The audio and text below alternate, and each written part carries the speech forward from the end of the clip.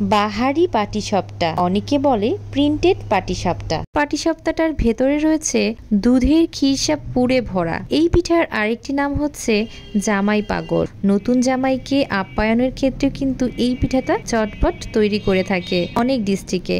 আসুন তাহলে কথা না বাড়িয়ে শুরু করা যাক সম্পূর্ণ রেসিপিটা। তার আগে যারা এখনো আমার চ্যানেলটি সাবস্ক্রাইব করেননি, প্লিজ সাবস্ক্রাইব মাই চ্যানেল এবং ফেসবুক থেকে দেখলে পেজটি লাইক করতে কিন্তু ভুলবেন না। চুলাতে একটা প্যানে আমি 1 লিটারের মতন তরল দুধ নিয়ে নিয়েছি।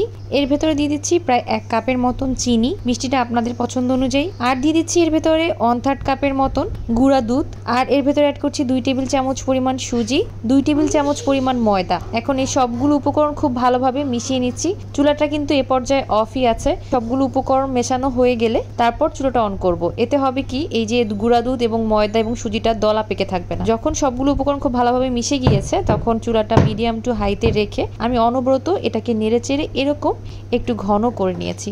বন্ধুরা, আপনারা দেখতে পাচ্ছেন কতটুকু ঘন করে নিয়েছি। আর এই দুধের খিরসাটা খেতে কিন্তু খুবই মজা লাগে। আপনারা বাসায় অবশ্যই ট্রাই করবেন। খুব সহজেই কিন্তু এভাবে দুধের খিরসা তৈরি করা যায়। তারপর ফ্লেভারটা একটু ভালো আসার জন্য এখানে 1 টেবিল চামচ পরিমাণ ঘি অ্যাড করছি।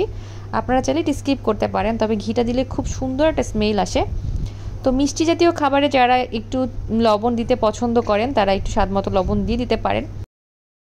ঘিটাকে খুব ভালোভাবে মিশিয়ে খিরসাটাকে একটু জাল করে ঘন করে নিচ্ছি। মিডিয়াম টু হাই আছে এই কাজটা একটু অনবরত নেড়েচেড়ে করতে হবে। যখন দেখবেন খিরসাটা এরকম প্যান থেকে উঠে আসছে, ওই পর্যায়ে বুঝতে হবে যে আমাদের খিরসাটা একদম পাটিসাপটা পিঠার জন্য পারফেক্ট। চুলার জালটা বন্ধ করে দিতে হবে আর এভাবে এটাকে ঠান্ডা হওয়ার জন্য একটুখানি সময় দিতে হবে। ঠান্ডা হওয়ার পর কিন্তু এটা আর একটু টাইট হয়ে যাবে। তারপর একটা মিক্সিং বলে নিয়ে নিচ্ছি প্রায় 1.5 কাপ পরিমাণ চালের গুঁড়া, 1 কাপ এবং আরও হাফ কাপ। আর এর ভেতরে অ্যাড করছি 1/3 কাপ পরিমাণ ময়দা। আর এর ভেতরে দিয়ে দিচ্ছি প্রায় 3 টেবিল চামচ পরিমাণ চিনি। আর একটা জিনিস অ্যাড করছি 3 টেবিল চামচ পরিমাণ গুঁড়া দুধ। আমার এখানে 2 কাপের মতন হালকা গরম পানি লেগেছে, কারণ আমার চালের গুঁড়োটা একদম শুকনো চালের গুঁড়ো ছিল, তাই আপনাদের কম বেশি লাগতে পারে। তারপর একটা হ্যান্ড হুইসের সাহায্যে এটাকে খুব ভালোভাবে মিশিয়ে নিচ্ছি। আসলে এই পানি দেওয়াটা নির্ভর করে আপনার চালের গুঁড়াটা কতটুকু শুকনা তার উপরে। আপনার চালের গুঁড়োটা যদি একটু ভেজা ভেজা থাকে সেক্ষেত্রে 2 কাপ পরিমাণ হালকা গরম পানি যথেষ্ট। তারপর এই মিশ্রণটাকে আর একটু মসৃণ করার জন্য আমি এটাকে 1 থেকে 2 মিনিটের মতন একটা ব্লেন্ডার জারে ব্লেন্ড করে নিয়েছি। এতে হবে কি, আমাদের পাটিসাপটা পিঠাটা খুব স্মুথ হবে। অনেক দিন আগের শুকনো চালের গুঁড়া হয়ে থাকে তাহলে 2 থেকে 2.5 কাপের মতন হালকা গরম পানি লাগতে পারে।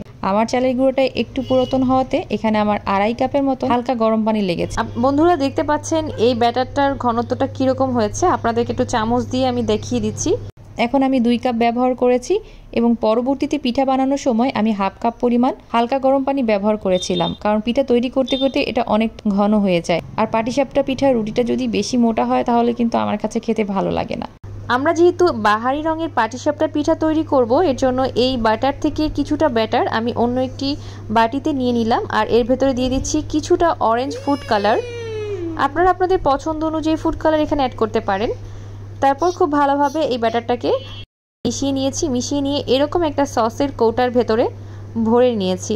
আপনাদের হাতের কাছে যদি এরকম সসের কৌটা না থাকে, আপনারা কিন্তু প্লাস্টিকের বোতলের মুখটাকে ছিদ্র করেও এরকম করে নিতে পারেন, কোনো সমস্যা নেই।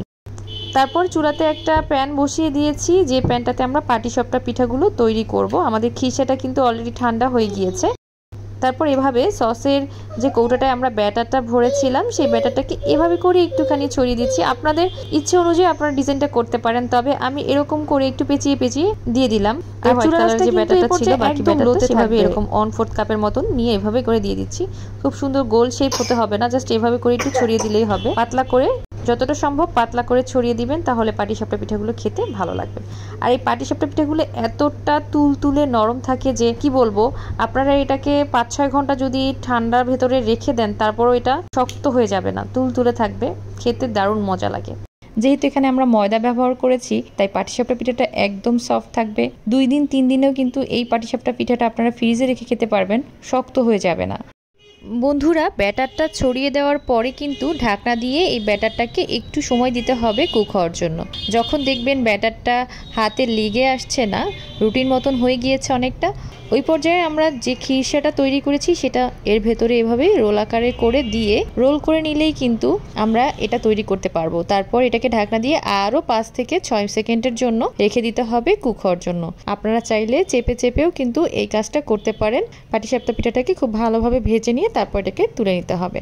এভাবে করে আমি কয়েকটা পিঠা তৈরি করে আপনাদেরকে দেখিয়েছি। আমি আবারও বলে দিচ্ছি, বাহারি রঙের পাটিসাপটা পিঠাটা আপনারা বাসায় একবার তৈরি করবেন, আশা করছি নিরাশ হবে না। এটা খেতে এতই মজা লাগে, ছোট বড় সবাই খুব পছন্দ করে। যেহেতু এই পিঠাটা একদম তুলতুলে সফট থাকে তাই খেতে বেশি ভালো লাগে। তো এভাবে সবগুলো উপকরণ আপনারা ঠিকঠাকভাবে দিয়ে যদি পাটিসাপটা পিঠাটা বানান তাহলে কেউই এটাতে ফেইল হবেন না, এতই সহজ বানানো। আর এই খিরসাটা এত বেশি মজা হয় যে কি বলবো, আপনারা বানালেই বুঝতে পারবেন। আর কোন জায়গা থেকে আমার এই রেসিপিটা দেখছেন সেটা কমেন্ট করে জানাতে কিন্তু ভুলবেন না। তো এভাবে একটা স্প্যাচুলার সাহায্যে এটাকে রোল করে নিয়ে একটু চেপে চেপে এটাকে ভেজে নিচ্ছি। তো ঢাকনা দিয়ে আরও 2-3 সেকেন্ডের জন্য রেখে দিলাম, তারপর তুলে নিলাম। সবগুলো পিঠা আমি এভাবে তৈরি করে নিয়েছি, আপনাদের সাথে একটু কেটে শেয়ার করছি। দেখুন, গরম গরম পাটিসাপটা পিঠা শীতের সকালটাকে কিন্তু অনেক বেশি মুখরিত করবে। আপনারা এটা এই শীতেই কিন্তু বানাতে পারেন খুব সহজে। আবার চাইলে যে কোনো উৎসবেও এই পিঠাটা তৈরি করতে পারেন অনায়াসে। বাহারি রঙের এই প্রিন্টেড পাটিসাপটার রেসিপিটা কেমন লাগলো কমেন্ট করে জানাতে কিন্তু ভুলবেন না। ভালো লাগলে একটা লাইক দেবেন এবং যাওয়ার আগে ছোট্ট রিকোয়েস্ট করব, যারা এখনও আমার চ্যানেলটি সাবস্ক্রাইব করেননি প্লিজ সাবস্ক্রাইব মাই চ্যানেল, এবং ফেসবুক থেকে দেখলে পেজটি লাইক করতে কিন্তু ভুলবেন না। সবাই ভালো থাকবেন, সুস্থ থাকবেন, আল্লাহ হাফেজ।